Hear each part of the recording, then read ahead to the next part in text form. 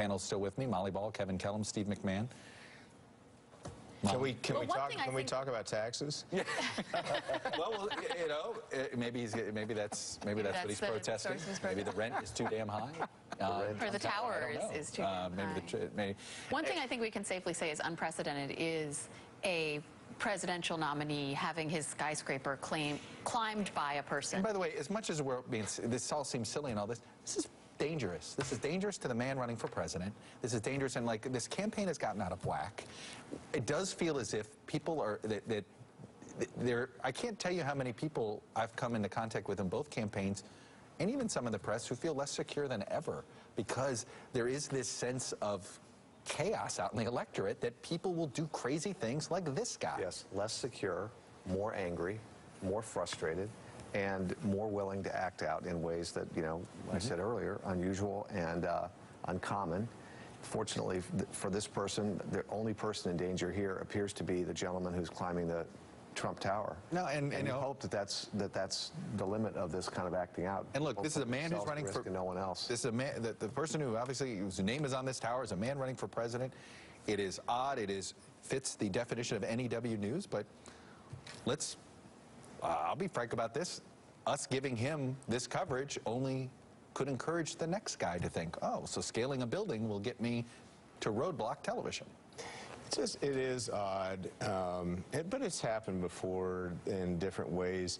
I do think that all the things that my colleague here has described are the reasons why Donald Trump is actually doing well.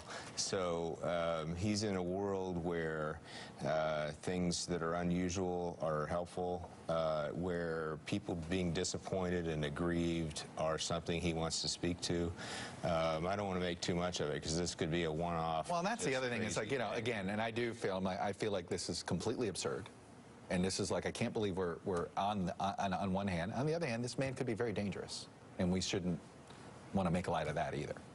That's right. And there does seem to be a level, but I think maybe that's the double-edged sword of this whole campaign, if we want to turn it into a metaphor, is that it does alternately seem absurd and threatening. And that sometimes, if you don't take it seriously, it can all seem like a big joke. And on the other hand, when you think about the consequences of a lot of this stuff, it's not so funny anymore. And like, you're right, that is this campaign in a nutshell. It's absurd. You want to laugh sometimes, but you also want to cry. There's also, I mean, someone, not here, but tried to connect the argument about gun control with acts of this nature. And, you know, this is a little bit out there, but in May 24 of 2008, the New York Times, direct quote, Hillary defended staying in the Democratic primary because, quote, we all remember Bobby Kennedy was assassinated in June. And people rightfully condemned her for saying that. Yeah.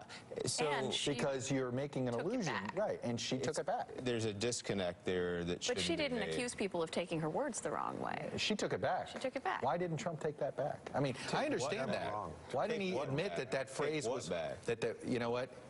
He poorly worded something. It was poorly worded, and he doesn't want people to know that that's what he meant. He has done it, and he will again.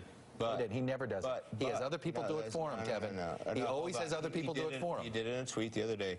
Look, what, on the Iran footage? I completely agree with his defense of the Second Amendment, and I think, a reasonable person.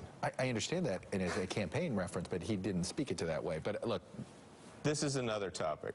Well, it is, but Steve, I think it does get to, you know, and this is part of where I think the public at one point is just going to throw up their hands. There is a middle of this electorate that is just tired of the sideshow.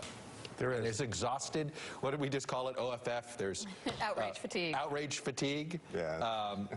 But there's also, I think we're in this, this is the absurdity of this campaign. This is right now a group of Trump supporters that can't stand Hillary Clinton and the choice they have there. There's a group of Hillary Clinton supporters that can't stand Donald Trump. If there were a purple party, dare I say. Yeah, I know. You and the purple strategy, brother. No, but seriously, there's a large group of people out there who are rejecting both status quos.